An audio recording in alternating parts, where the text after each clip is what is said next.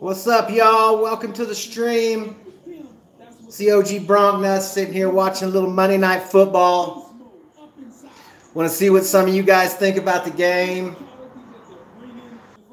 Sorry, looks like we got disconnected. So, want to see what you guys thought about the game going on tonight. Raiders are up. Halftime's just now getting over with. They're up 13-10. I got to admit, their offensive line looks better than I thought it was going to look. Jared Goff and Gurley haven't been much of a factor. Raiders don't look like they're missing Khalil Mack that bad, but I think that miss in Khalil Mack will rear its ugly head at some point this year. He's too good of a player. What's up, guys? Got you guys in the stream now. I don't see any chat in here. I'm doing it on my cell phone. Yeah, man, the Raiders playing pretty good defense. They've had a couple of pass interference calls, which I thought were pretty legit. Maybe not the first one, but the second one in the end zone I thought was for sure legitimate. But the Raiders' defense has played pretty good. Oh, Gurley's loose. Raiders' offensive line looks better than I thought. I mean, this is a power defensive line. This ain't like the defensive line you're going to see next week in the 52-80. I mean, you got big old slow boys for your tackles. And believe me, you ain't seen the NASCAR package. There ain't no way for you to game plan for it. It's too fast. You're fixing to find out on Sunday. But tonight I got to say that your offensive line has impressed me so far. Let's see if you guys can continue this. I can already tell Jared Cook is going to cause Denver a lot of problems. First of all, we've really never guarded the tight end that well since we've lost TJ Ward. And we got exposed on the defensive side yesterday of not really being able to guard the tight end from Seattle. I don't even remember what his name is. I didn't think the dude's a rookie. But tight ends are definitely going to give the Broncos problems. And I think that if you're another team, throwing the ball to the tight ends definitely our weakest spot right now. And Jared Cook's made some nice plays tonight. I mean, I like him. He's a big tight end, man. He's a tough guy to stop for not being a well-known name like Travis Kelce or Gronkowski or Zach Ertz, one of those guys. But he's a formidable dude.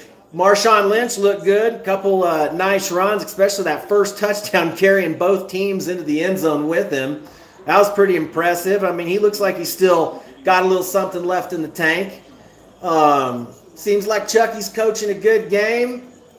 You know, Rams missed a field goal, kicking off that dirt. They're not used to it. That's definitely a big advantage for the Raiders when you play there, you know, getting to practice kicking off that dirt field. But, I mean, I got to say, I didn't even see one speck of dirt even move on that field goal attempt. So he hit it clean. You can't really blame the dirt. But this is a tough game, man. I mean, both teams are fighting hard. And on paper, I think no secret that the Rams got a lot of weapons, a better team than the Raiders. And the Raiders are winning the football game right now. So from what I've seen, next Sunday, I mean, it's going to be an epic battle in Denver because this is a very decent Raiders football team. And it looks like they're going to be around making some noise in the AFC West. I got to go let one of my friends in my house. He's up my back. What do you guys think about the Broncos? Coming, fool. Fun sitting here watching the Raiders, knowing that they're got a chance to be 0-1. We're already at home chilling at 1-0. Be nice to have a one-game lead off of these guys when the morning comes, but we'll see. You don't like watching? You missed the no-fly zone? Yeah, I mean, Roby right now, he needs to pick it up. He's probably one of the weak links on our defense so far. You love when I say what, David in Atlanta? Oh, the OG Bronc Nuts 719 West.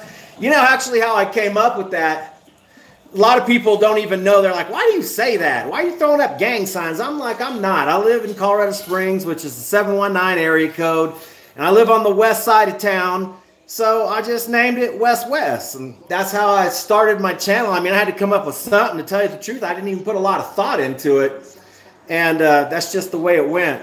Thanks for y'all joining the stream. Got a few people in here now. Can you say that? This is COG Bronknut 719 West West. You know how I do it.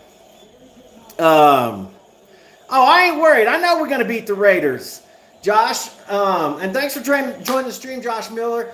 I'm not worried about it. I mean, we got the Raiders' number, I think, in our home stadium. And our crowd's going to be charged up.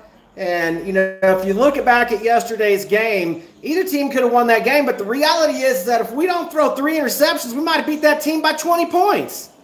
And we gave them a couple short field, and, you know, they got a chance to score. So I like my chances of where the Denver Broncos are going to be there at the end of the year.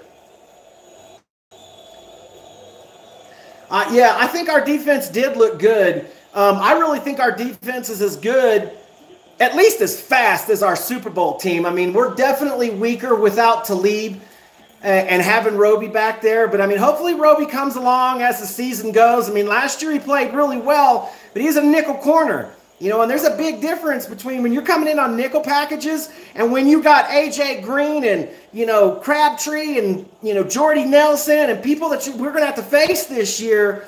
You know, when he's out there all day, ding the dong all day long, man on man with those guys, I mean, it just really makes me nervous. I mean, he's a first-round draft pick from Ohio State, so it's not like he doesn't have the pedigree. He's definitely got the speed, but it's easy to play confident when Chris Harris and Aqib Talib are on the field with you. Rams getting ready to go in here to score. Oh, they almost picked it off. Man, the Raiders have actually had a couple good opportunities for turnovers. Jared Goff's made some bad decisions. It look like they're going to try to kick another field goal and tie this game up. This should be a chip shot. It's almost like a extra point here. Tough game, man. I mean, it's hard to win on the road in any team's opposing stadium. So, I mean, you got to figure the Raiders got a hell of a chance. And I think the stats or something say that the home team wins on Monday night at the home team on Monday night, I think, wins like 72% of the time. David, you know, you're asking about Atlanta's home loss. I mean, to tell you the truth, I agree with you, man. I think the best team didn't win that day. I really think Atlanta's a better team than Philadelphia is. But, I mean, you got to give it to Philly, man. They didn't play their best football, and they beat a very good football team. But the way I see it in that game, I mean, Matt Ryan's just got to step forward and show the world he's either an elite quarterback or they need to get on with somebody else, because at the end of that game, he didn't even give any of your receivers an opportunity to catch any of those balls. And when you got unbelievable receivers like Julio Jones, arguably one of the best, you know, 2 or 3 to do it in the game right now, I mean, you got to give this guy a chance to make plays, and the throws weren't where they were supposed to be. And, you know, Atlanta made some mistakes, and I don't know. I mean, I'm not going to take anything away from Philly in that game because their defense is definitely formidable. And, man, whatever you want to say about Nick Foles, I mean, the guy's a winner, and he's a winner. He finds a way to win games. He does it kind of ugly, but at the end of the day, who cares what it looks like? Just win, right? So that's a tough loss for y'all to take to open the season with, but you know, I think Atlanta will be all right. I mean, they're always in there, and Matt Ryan will hit his stride at some point in this year. I think they'll be back together. The one I was surprised about yesterday, and actually wasn't really that surprised, is how good the Cleveland Browns are. I really think Cleveland. I think Cleveland's one of the better teams and fun teams to watch this year. To see how good they're actually going to be, man. They got a lot of youth over there. As far as your question, David, about the Panthers and Falcons this week, you know, I didn't really see any of the Panthers game, to tell you the truth. I mean, I caught a little bit of it here and there. I was watching some other games, but I know they looked pretty good, and I think that ought to be a pretty good game. I mean, really kind of Carolina goes as Cam goes. And if Cam plays well in that game, or any game for that matter, it's pretty hard to beat Carolina when Cam's playing well because he's a dual threat, big guy, tough kid. Of course, out here in Colorado, we love Christian McCaffrey. His daddy's now the coach at Valor Christian High School, where all his boys went to school. I don't know. I think, man, I don't even know what the spread of that game's going to be, but I bet you it's a pretty tight spread. Should be a pretty good game. Be a fun one to watch this week. I know I'm not going to be watching. I'm going to be at the Broncos-Raiders game. If that game's on in the morning, I'll be watching it out on the lawn in the parking lot, Mile High. But it's on at 3 o'clock. So, the spread's about 3. Yeah. Man, I don't know. I'll be out in the parking lot watching that game. Scored me some good tickets for the Raiders-Broncos game, going with a couple of my buddies. We'll be in section 110, which is in the northwest corner if y'all want to come over and hit us up. We'll definitely be out in the parking lot tailgate, and I'll probably post more about that later in the week about where we'll be. If you want to drop by, have it with the OG Bronc Nuts before we go into this game and duke it out into the stadium. I'm sure there's going to be a lot of Raiders fans there. I mean, there always is. Big division rival, especially if they win this game. But I'll tell you one thing, if the Raiders somehow let this game slip away from them, they got to come into Denver 0-1 and play the Broncos on coming off something that high. I mean, I'll tell you right now, it's going to be a problem for them. I mean, our defense is revved up. Question on here. Sorry I didn't catch your name. It just flipped off my screen. What do you think about us cutting Isaiah McKenzie and then re-signing him? To tell you the truth, I liked it. I don't like that he's on the 53 because that means he's got a chance of getting the dang football game. But I did like releasing him only because, I mean, he's a one-man. He's a one-trick pony. All he can really do is return punts. And he's too little, really, and not durable enough to return kicks. But he's a good punt returner if he can hang on to the ball. I think the kid had some confidence problems last year. You only have 53 spots on a roster, and to take up one spot and all you can do is return kicks is pretty tough. So, us having a couple of safeties get hurt and being inexperienced with a starting quarterback like Roby at corner, think it was prudent for the Broncos to sign Pac-Man Jones, who could, he's caught kicks under pressure in Kansas City, snowing, Monday Night Football game with all the chips on the line. And Isaiah McKenzie hadn't done that. So I wanted to put McKenzie back, hopefully they'd clear waivers and get on our practice squad, which is what we did. And then something happened. I don't really follow it. And he's on the 53. But I imagine as soon as Sunshine Jordan Taylor gets off of the training table 8 weeks from now, Isaiah McKenzie's probably on the bubble to get cut because our wide receiver room's too crowded for him to get on the field. He was a heck of a player at Georgia. We think, we all seen that kick return that he made in the preseason. Kid's got elite speed and moves, and he's an exciting athlete. But, you just can't trust him in these games. And so many of these NFL games are won just on a muffed punt or a turnover or strip sack or just giving pro players one extra chance. And that one extra chance they beat you with. And, man, that's a problem when you give. Man, looks like we got disconnected. We're back on now. Sorry if you lost me there for a minute.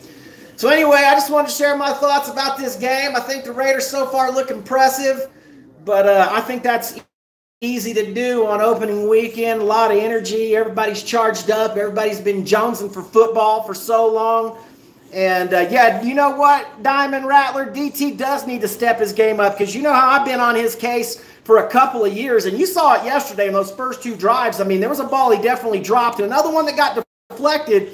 But what I'm saying is the great ones, the Antonio Browns, the A.J. Greens, the Odell Beckham Jr.'s, those guys block out those corners and they make those catches. Their hands are so strong. And not only they make the catch, they make a guy miss and they make a first down. And DT doesn't do that enough for us for the kind of money that he's making, in my opinion. And I really think that's probably why we drafted Courtland Sutton in the first place, because DT's coming to the end of his contract here in a couple of years, and he's going to want to get paid to stay around. And I just don't see any way past his contract being up that he's going to be a Bronco. I think Courtland Sutton's going to take over that starting wide receiver spot. But anyway, man, thanks to everybody who joined the live stream tonight. I'm going to jump back in this game, watch this thing, do a little Raider hating. Come on, Rams. We need you. Thanks for checking in. Hey, Seb, what's up, man? Good to see you. Hopefully you're at the game next weekend. If you are, let's link up, do a little video together in the parking lot. If you're not going to the game, come by for the tailgate. This is the OG Bronc Nut, 719 West. Checking up out of here. Broncos 1-0. See you next week.